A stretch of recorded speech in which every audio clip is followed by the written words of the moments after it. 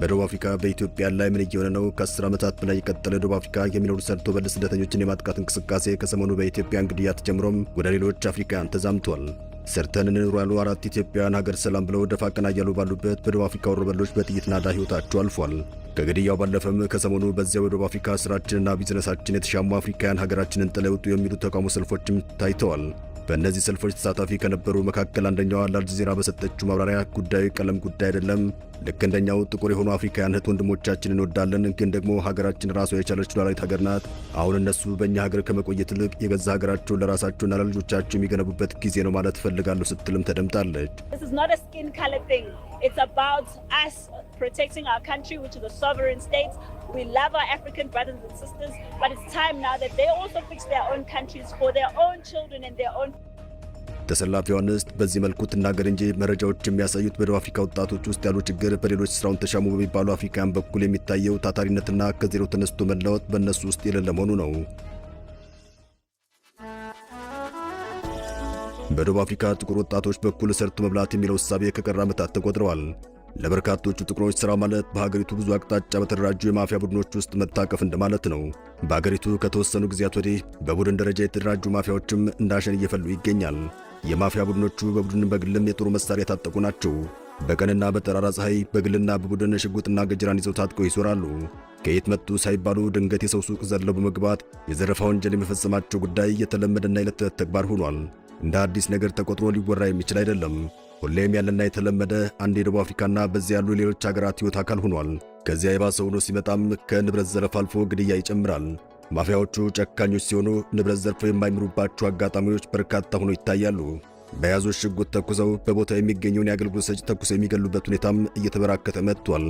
ከሰሞኑ ኢትዮጵያ ለፍቶ አዳሪ የደቡብ አፍሪካ ነዋሪዎች የገጠማቸው አሳዛኝ ክስተት ይህ ሆኖ ተስተውሏል። ኢትዮጵያውያኑ ሚኒ ማርኬት በሚባል ደረጃ አንድ ሰፋ ያለ ሱቅ ባለቤቶች ናቸው። የሚሰሩት ለሁለት ሲሆን እንደተለመደው ሀገር ሰላም ብለው አንድ ማለዳ ሱቃቸውን ከፍተው የዕለቱን ንግድ ሥራቸውን እያከናወኑ ይገኛል። ነገር ግን ሱቃቸው በደቡብ አፍሪካ ማፊያዎች ቀደም ብሎ ጥናት ተደርጎበት ኑሮ በክትትል ስር ነበሩ። በዕለቱ ከውጭ ግርግር ይሰማሉ። ግርግሩም ማፊያዎቹ በቦታው ደርሰው የፈጠሩት ግርግር ነበር። እናም እነዚህ ኢትዮጵያን የሱቁን በር መዝጋት የሚችሉበት ዕድል አላገኙም። እዚያው ሱቃቸው ውስጥ ሆነው ራሳቸውን ለማዳን ተኙ። በድንገት አንድ የማፊያ ቡድን ወደ ሱቁ ዘልቆ ገባ። 2 ኢትዮጵያን ተመለከተ። ምንም ሳያደርግ ተመልሶ ወጣ። ከዚያም ተመልሶ እንደገና ወደ ሱቁ ከገባ በኋላ 2 ኢትዮጵያን ተራ በተራ ተኩሶ ገደላቸው። በመጨረሻም መረጃ የተገኘው ሱቁ ውስጥ የነበረው ካሜራ ሲፈተሽ ሲሆን ማፊያዎቹ እንደቀደመው ጊዜ ንብረት ዘረፋ ላይ አላተኮሩም። ስልታቸውን በመቀየር ኢትዮጵያን ጨምሮም የሌሎች አፍሪካ ስደተኞችን ነፍስ መንጠቅ ጀመሩ። በደቡብ አፍሪካ ላይ በተለይ አፍሪካ ስደተኞች ላይ ያነጣጠረ ጥቃትና ግድያ የተለመደ ቢሆንም የአሁኑን ለየት የሚያደርገው የአገሪቱ መንግሥት የመከላከል ፍላጎት ያላሳየበት መሆኑ ነው። የፖሊስ አካላት ሳይቀሩ ከማፊያ ሰልፈኞች ጋር አብረው መታየታቸውም በርካቶችን አስገርሟል። ከዚህ ባለፈም በአገሪቱ እንደ አሸን የፈሉ የማፊያ ቡድኖች ጥቃትን በመፈጸም ከፍተኛ የማህበራዊ ሚዲያ ቅስቀሳ እያካሄዱ መሆኑ እየታወቀ ስደተኞች ደህንነት በመጠበቅ ረገድ በመንግስት በኩል የታየው ቸልተኝነት ከፍ ብሎ መታየቱ ነው። አሁን ሰልፍ የወጡና ደቡብ አፍሪካን ከግራም ከቀኝም እያመሷት የሚገኙት ጥቁር አፍሪካውያን እያነሱት ያለው ጥያቄም ኢትዮጵያውያን፣ ጋናውያንና ናይጄሪያን ጨምሮ ሌሎች አፍሪካ ስደተኞች ሀገራችንን ቀሙን የሚል ነው። በመሰረቱ በዚህ ያሉ አፍሪካውያን ስደተኞች ተቀጥሮ አይደለም። ተቀጥረው የሚሰሩ እንዳሉ ሁሉም ከሱቅ በደረት የሥራ ተነስተው በብዙ ልፋትና ጥረት የራሳቸውን ከፍ ያለ ኩባንያ እስከ መክፈት የደረሱ በርካታ ኢትዮጵያና አፍሪካን ይገኛሉ። ደቡብ አፍሪካውያን ጥቁር ወጣቶች በአንጻሩ ዝቅ ብሎ ሰርቶ ከዚያ ቀስ በቀስ ማደግ በሚለው እሳቤ የተቃኘ አይደሉም። ሳይለፉ በቀላሉ ገንዘብ ማግኘት፣ በተገኘው ገንዘብም የዕለት ኑሮን ብቻ መኖር የበርካታ ደቡብ አፍሪካውያን ወጣቶች ሕይወት ነው። ሀገሪቱ ለራሳቸው ለደቡብ አፍሪካውያን ይቅርና ለሌሎች የሀገሪቱ ተወላጅ ላልሆኑ ስደተኞች ሲሳይና የእድገት ምንጩን አሳለም። ምነው ተወላጆቹ የሀገሪቱን እድገት መጠቀም አልቻሉም የሚለው ጉዳይ ትልቁ ጥያቄ ነው። የሀገሪቱ ወጣቶች ጥሮ ግሮ ሀብት ከማፍራት ይልቅ ሰው ለፍቶ ያገኘው ሀብት ያስቀናቸዋል። ሌሎች ሀብት ያገኙት የእነሱን ዕድል በመዝጋት እንደሆነ አድርገው ያስባሉ። ግን ደግሞ ዕድላችንን ዘጉ የተባሉት ኢትዮጵያና ሌሎች አፍሪካውያን ስደተኞች ተጠራርገው ቢወጡ እነሱ ሲሰሩ የነበሩትን ሥራ የሚሰሩ አይደሉም። በእነሱ በኩል ሀገራችን ያለ ቪዛና ፓስፖርት የሚገባባት ልቅ መሆኗ ሌሎች እኛን ሥራ እንዲሻሙ አድርገዋል ባይናቸው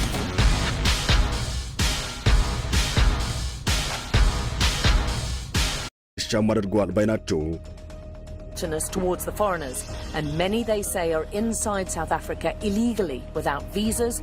ነገሩ ከፍ ያለ ጥናት የሚያስፈልገው ቢሆንም የአገሪቱ ጥቁር ወጣቶች በአፓርታይድ ዘመን በአባቶቻቸው የደረሰውን የከፋ የዘር ጭፍጨፋ የስነ ልቦና ሰለባዎች ናቸው። ይህ ለትውልድ ሲወራረስ አሁን ያለበት ደረጃ የደረሰው የደቡብ አፍሪካ ጥቁሮች የማህበራዊ ስነ ልቦና ቀውስ በአሁኑ ሰዓት መልኩን ቀይሮ ከመስራት ይልቅ ሌሎች የሰሩትን መመኘትና መዝረፍ ላይ የተመሰረተ ሆኗል። በአገሪቱ ነጭ ቅኝ ገዢዎች የጣሉት ኢኮኖሚ መሰረት ሀገሪቱን የጥሩ ኢኮኖሚ መሰረት ላይ እንድትመሰረት አድርጓታል። ነገር ግን ደቡብ አፍሪካውያን በአፓርታይድ አገዛዝ ወቅት ያጡትን የፖለቲካ መብት አገኙ እንጂ ኢኮኖሚው ዛሬም በነጮች እጅ እንደወደቀ ይገኛል። ጥቁር መሪና መንግስት አለ ማለት ኢኮኖሚው ላይ ጥቁሮችን በፍትሃዊነት መሳተፈ ነው ማለት አይደለም። But I got no income. I got no money. I cannot buy anything for my children. My children just watch life going by. ሰፋፊውን እርሻ የሚቆጣጠሩት ነጮች እንደሆኑ ይነገራል።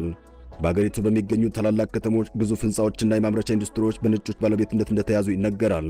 እናም አፓርታይድ ተገረሰሰ፣ ደቡብ አፍሪካም ከዘረኝነት አገዛዝ ነጻ ወጣች ሲባል በፌሽታ የተጨፈረውንና የተዘመረውን ያክል በኋላ ላይ ነገሩ ሲታይ ሀገሪቱ በነጻነት ማግስት ፕሬዝዳንት ሆነው ካስተዳደሩት የቀድሞ ነጻነት ታጋይ ኔልሰን ማንዴላ ጀምሮም እስካሁኑ ፕሬዝዳንት ራማፎዛ ድረስ የፖለቲካው ሪፎርም በኢኮኖሚ ፍትሃዊነት ክፍፍል ሊደገም አልቻለም። ይህ በመሆኑም በፖለቲካው ነጻ ወጥታችኋል የተባሉት ጥቁር አፍሪካውያን የፖለቲካ ነጻነታቸውን በኢኮኖሚ መድገም አልቻሉም። የደቡብ አፍሪካን ነጻነት ትግል አቀጣጠለ የሚባለውና አፍሪካን ናሽናል ኮንግረስ ወይንም በምህጻረ ቃሉ ANC የተባለ የሚጠራው ገዥ ፓርቲ በሙስና የተሰፈቀ ብሎም በአገሪቱ ፍትሃዊ የሀብት ክፍፍል እንዲኖር የማድረግ አንዳች ፍላጎት የሌለው የሞራል ተነሳሽነት የሌለው ፓርቲ እንደሆነ ይነገራል። ይህም ባደርግ የአሜሪካ፣ የአውሮፓ፣ የአውስትራሊያ፣ የኒውዚላንድና የካናዳ ነጮች ይቆጡኛል ብሎ ያስባል።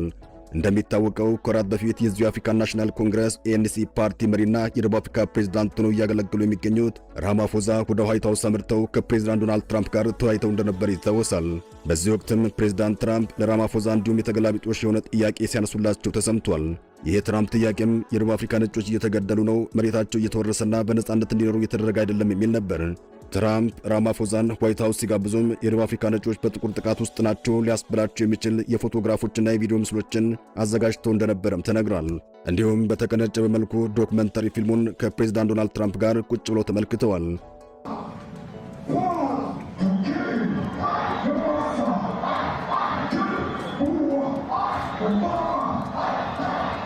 ራማፎዛ ትራምፕ መረጃና ማስረጃ ብለው ያቀረቧቸውን ፎቶግራፎችና ምስሎችን እዚያው መድረክ ላይ አጥብቀው ተከላክለዋል።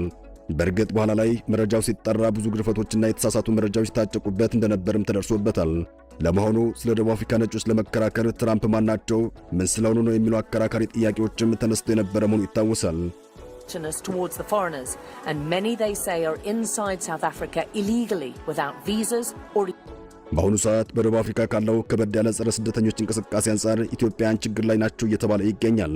ከዚሁ ጋር በተያያዘም በደቡብ አፍሪካ ፕሪቶሪያ ከተማ የሚገኘው የኢትዮጵያ ኤምባሲ ባለፉት ቀናት በኢትዮጵያ ላይ የተፈጸመውን ግድያ በተመለከተ በአስቸኳይ እርምጃ እንዲወሰድ ብሎም ችግሩ በሚታይባቸው አካባቢዎች ልዩ ጥበቃ እንዲደረግ ለአገሪቱ መንግስት ጥያቄ ማቅረቡን አስታውቋል።